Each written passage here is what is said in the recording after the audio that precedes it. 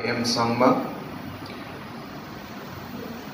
all the officials of different departments of the government and the district, and all the doctors who are present here, and all my dear friends who have come here for this unveiling of the, shouldn't be foundation stone, but unveiling of the, I guess, the completion of the DEIC room in West Karo Hills. Friends, I will not take much time as Dr. I.M. Sangma has explained to us all the issues that are related with this center. You're aware that government of Meghalaya and especially the government and the cabinet, we have expressed and also taken action in terms of giving absolute importance when it comes to health. We have been very particular that the social sectors must not be neglected. The government's primary responsibility comes in the social sectors. Everything is important. There's nothing that is not important for the government. But then we need to prioritize what is the most important and maybe something that is lesser important compared to others. And therefore, in that pyramid, health is definitely one of the most important sectors and services that the government must provide and must look into. And it is with this objective and thought in mind that government of Meghalaya has been slowly trying to find out ways and means of how we could improve overall the health in the state, so that not just children, but all our citizens can get better health services compared to what they used to get earlier. Friends, as we have run the government for about a year and a half, I have come to realize that it is not always money. It's not always about ensuring that we increase the budget for something.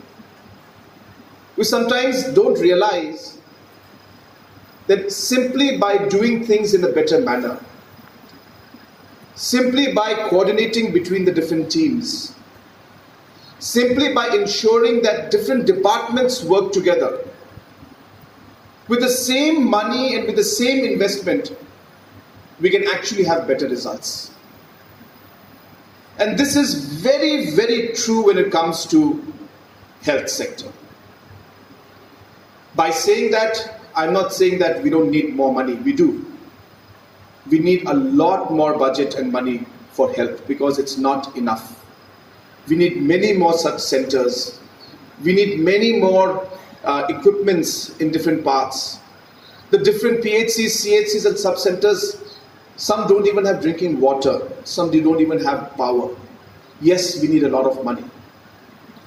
But my point being that I think we as a team that was mentioned by Dr. I.M. Sangma, we need to realize that if we work together, even with the existing system and existing budget that we have, instead of achieving 20, we can touch 30 and 40 also. So my friends, what I'm trying to tell you is, I have found that there are certain such gaps in the system that exist which we need to improve. We are working, number one, in silos. Education department knows a lot about what the students are going through, but then they never share it with the health department. I don't know, maybe if the health department and education department start to work together, maybe actually we can come out with better results with the same machines, with the same people that we have. So I think working in silos, that means different departments doing only what they're supposed to do and saying this is not my job. This is the health department's job or this is the education department's job. I think this mindset needs to change. We need to remember that we, either as health department or with education department or with its social welfare department, our job and our work is not to give the vaccination alone. It's not to ensure that the child passes or to give the books alone. It's not just, to ensure that the midday meal, that program that's coming in, that is implemented. It is part of the program. But what is most important is to remember the objective that we are all here for. And the objective is to ensure that we get a healthy child.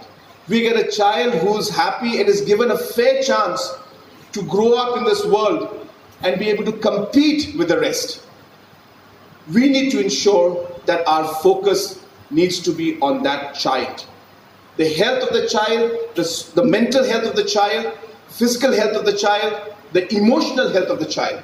And I think when we start to change the way we think about what we are supposed to do, I strongly feel that we'll be able to change the outcomes of what we're doing.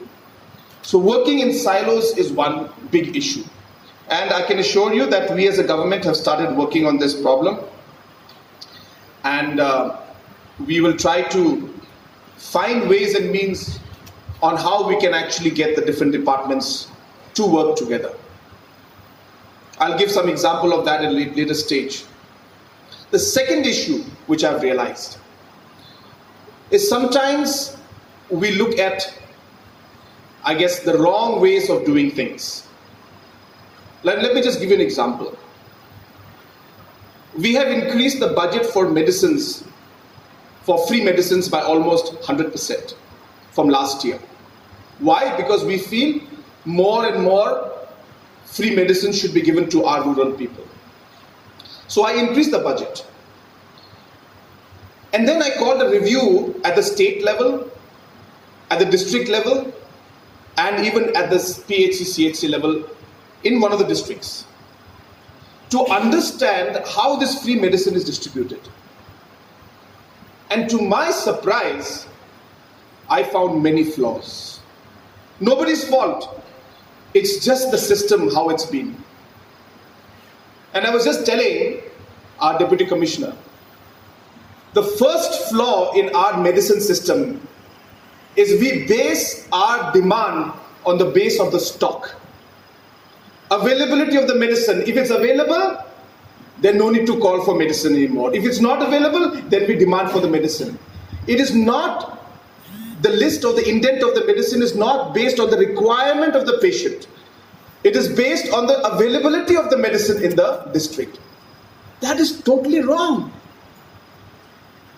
That is why the medicines lie in the stockroom for months and months and years, and after 2 years we realize that it's expired. Now can we blame the doctors in the district? We can't. It's not their fault. That's what they've been told to do.